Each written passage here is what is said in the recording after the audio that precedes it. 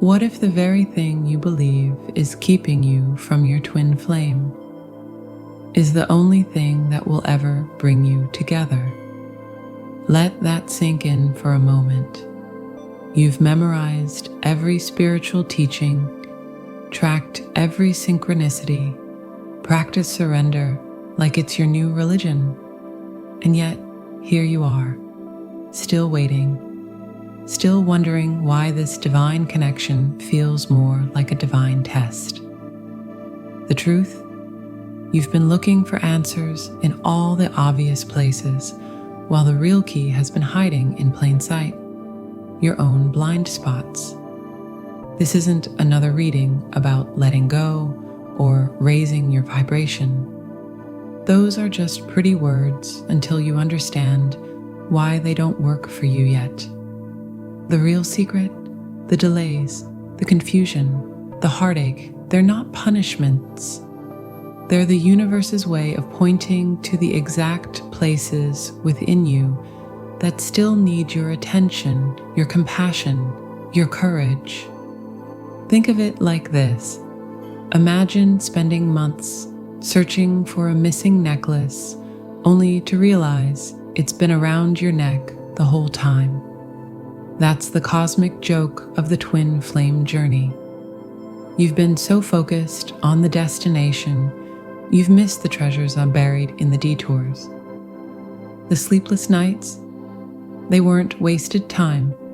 They were rewiring your capacity for intimacy. The moments of doubt, they weren't setbacks. They were strengthening your discernment. Even the wrong turns, they were teaching you to trust yourself in ways no effortless love ever could. But here's what no one tells you. Union doesn't happen when you find your twin flame. It happens when you stop needing them to complete you. So take a deep breath, beautiful soul. This isn't the story of how you wait for love. This is the story of how you become it. And trust me, what's coming next will change how you see every obstacle in your path.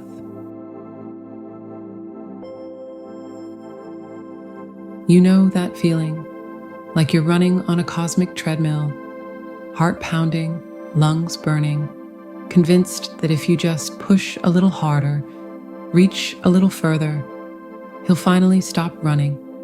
And yet, he doesn't. If anything, the distance grows. Funny, isn't it? The more desperately you chase, the more effortlessly he slips away, like trying to hold on to smoke. Here's the brutal, beautiful truth.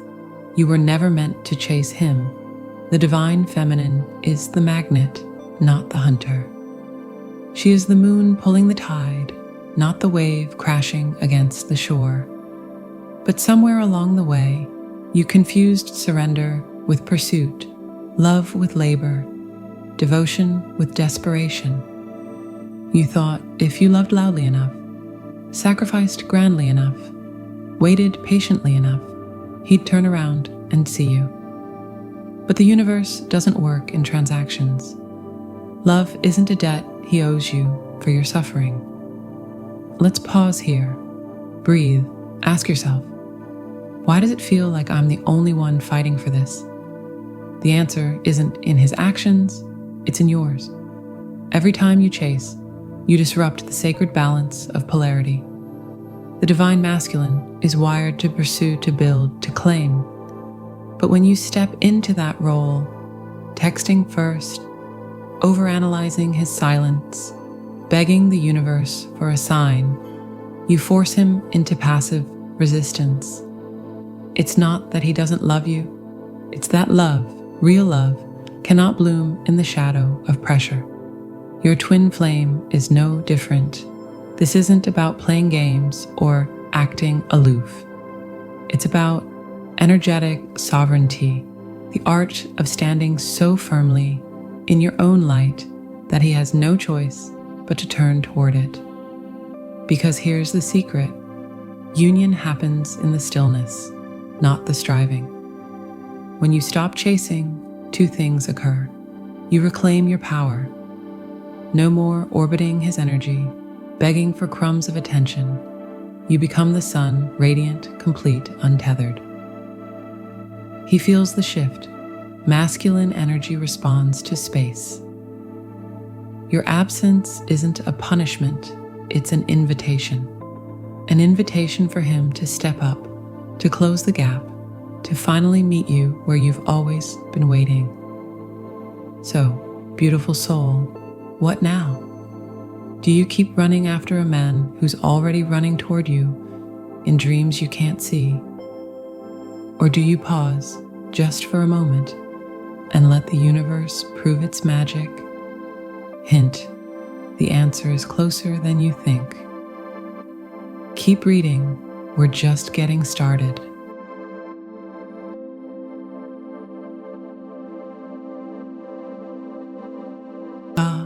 The sweet agony of it all. Those sleepless nights spent replaying his last words. The way your stomach drops when his name lights up your phone, only to vanish again. The poetry you've wrung from your heartache like water from a stone. Tell me, divine feminine, when did love become synonymous with suffering? When did you start believing that the depth of your pain was the measure of your devotion? Let's get brutally honest for a moment. You've been lying to yourself. Not maliciously, of course. You didn't set out to weave a tragedy. But somewhere along the way, you confused sacred love with sacred wounding. You started wearing your longing like a badge of honor, whispering to the universe, "Look how much I can endure for love. Surely this proves I'm worthy." But here's the cosmic punchline. The universe doesn't reward martyrdom. It mirrors self-respect. Think of it like this. Imagine walking into a 5-star restaurant and begging for scraps under the table. The chef might pity you, but they'll never hand you the menu. Why? Because you've shown them you're content with crumbs. Now translate that to your twin flame journey.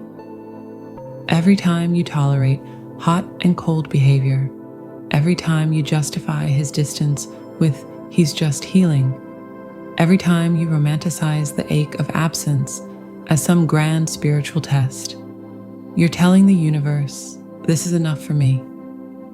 And darling, it's not. This isn't about blaming him or villainizing the separation. It's about recognizing the subtle, seductive trap of sacred suffering, the way it keeps you hooked on potential instead of stepping into power. You've been waiting for him to validate what you refuse to claim for yourself. You are already whole. Not when he returns, not when he wakes up, now. So let's dismantle the myth, piece by aching piece. Pain is not penance. You don't earn love through agony. If that were true, every heartbroken soul would be swimming in divine unions. And we both know that's not how this works. Longing is not loyalty. Missing him doesn't prove your connection. It often just proves you're still prioritizing the past over your present peace. Distance is not destiny. Separation isn't a cosmic waiting room where you twiddle your thumbs until he's ready. It's a workshop, a forge, a place where you're meant to outgrow the very need that keeps you stuck. Here's where the magic happens. The moment you stop romanticizing the struggle, the moment you declare enough, the entire dynamic shifts. Suddenly, the universe has something new to work with. Not your patience, but your boundaries. Not your hope, but your sovereignty. And guess what? That's when miracles start showing up. But we'll get to that in the next chapter. For now, let me ask you this. What if the love you've been aching for isn't ahead of you, but already within you? Keep reading, soul. The best part's coming.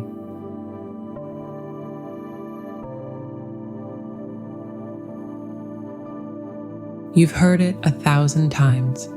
Just surrender, let go, trust the universe, until the words have lost all meaning, floating around your mind like stale incense smoke.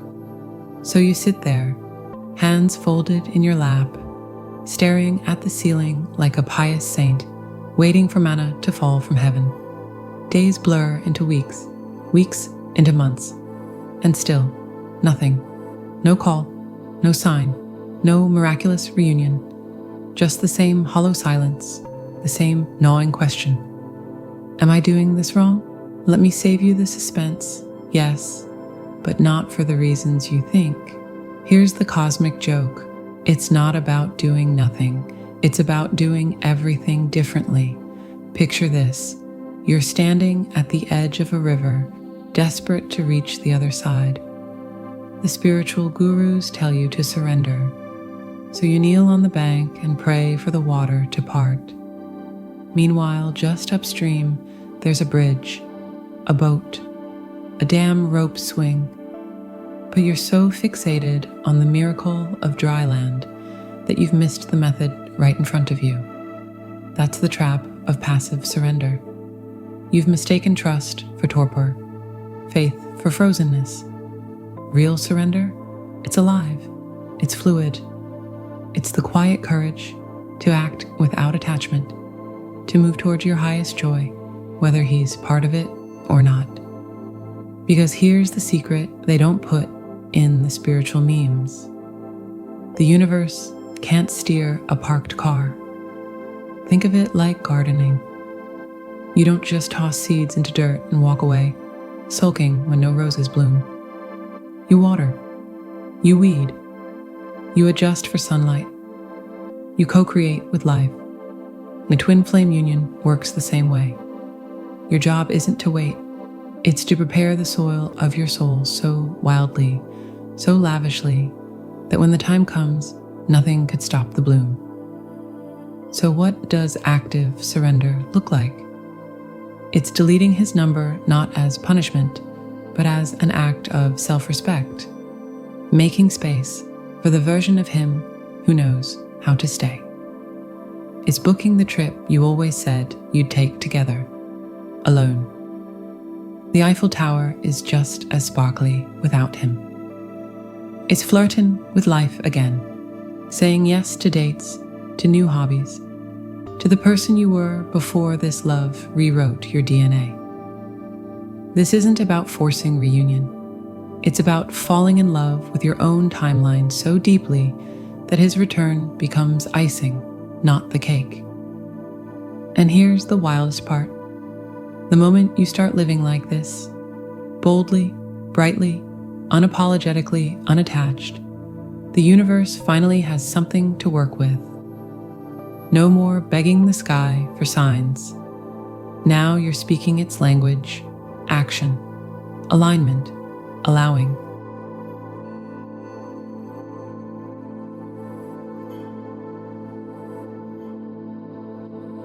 You see 11:11 on the clock again, and your heart does that little somersault it's perfected over months of this dance. A license plate with his birthday, a song he loved playing in the grocery store. The universe is speaking, isn't it? It has to mean something. So you dive down the rabbit hole, decoding angel numbers, stalking his social media for hidden clues, treating every coincidence like a cosmic Morse code meant for your eyes only. Here's the uncomfortable truth. You've turned synchronicities into a full-time job.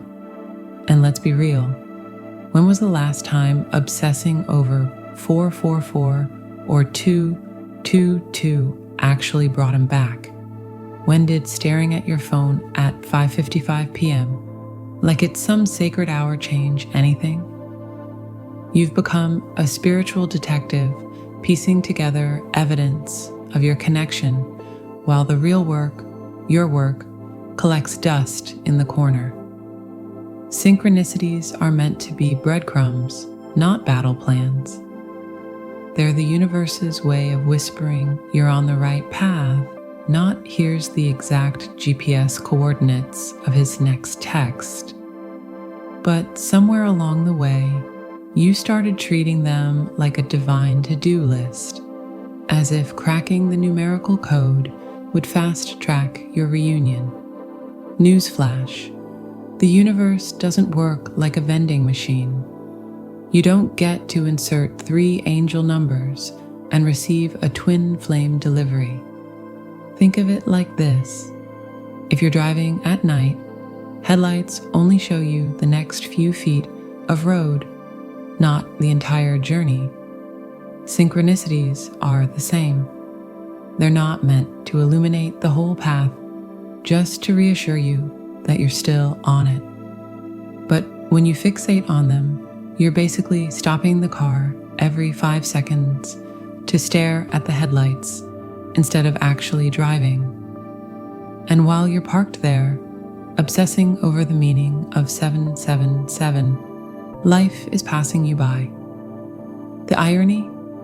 The more you chase signs, the less you notice the real ones, the kind that don't come in neat numerical packages, like the quiet confidence growing in your chest when you go a full day without checking his profile, the unexpected joy of a new passion that has nothing to do with him, the way your intuition sharpens when you stop drowning it in numerology blogs.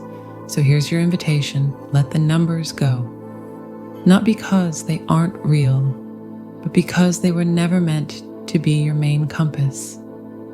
The deepest guidance doesn't come from a clock or a license plate. It comes from that quiet, unshakable knowing beneath the noise, the one that's been waiting for you to stop searching for signs and start trusting yourself.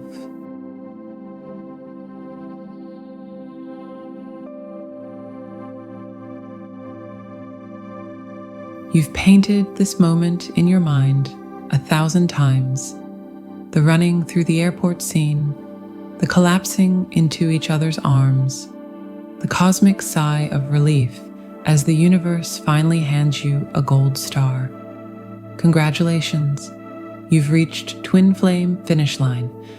And yet, here you are, still waiting, still wondering why this divine love story feels more like a divine waiting room. Let me ask you something, beautiful soul.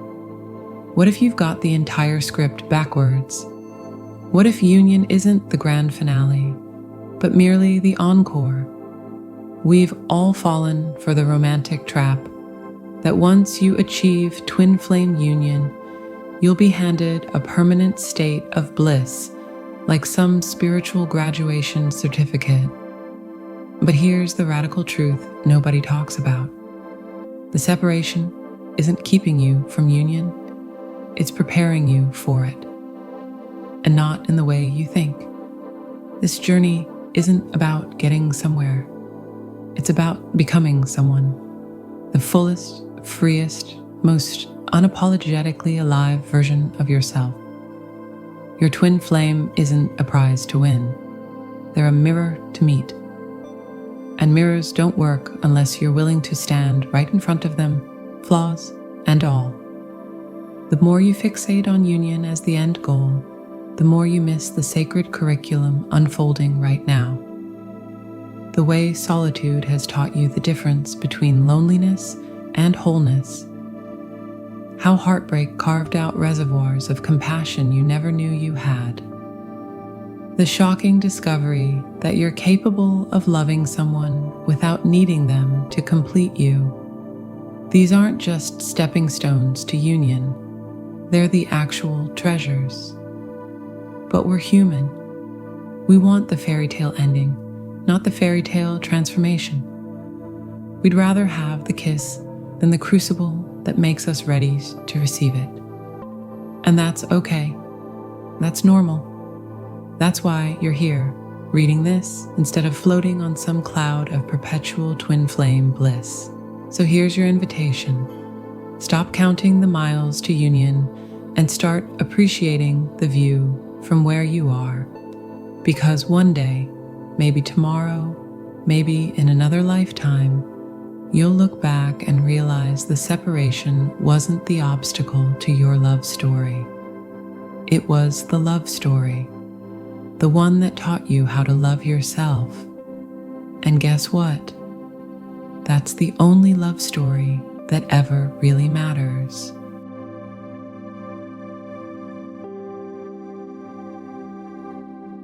Here's the secret they never write in those glittering spiritual manuals. You were never meant to wait for love. You were meant to evolve through it. This journey, it was never a straight path to some fairy tale reunion. It was always a spiral, a sacred, messy, breathtaking dance of coming home to yourself again and again, each time with deeper wisdom, fiercer compassion, and a love so rooted in your bones that no separation could ever shake it. Think of the most exquisite stained glass window. From the outside, it's just fragments of color, chaotic, disjointed, beautiful, but puzzling. But step inside the cathedral at dawn. Suddenly, every shattered piece makes sense. The light pours through, and what once seemed broken reveals itself as part of a divine design. That's your twin flame journey. Every tear, every moment of doubt, every "why isn't this happening yet?" They're not obstacles. They're the very materials of your transformation. The universe isn't withholding love to punish you. It's sculpting you into someone who can hold that love without crumbling, who can recognize it not as salvation, but as celebration. So here's your invitation, radiant soul. Stop measuring this journey by his absence and start treasuring it for your presence. The woman you were when you first recognized his soul, she couldn't have handled this love.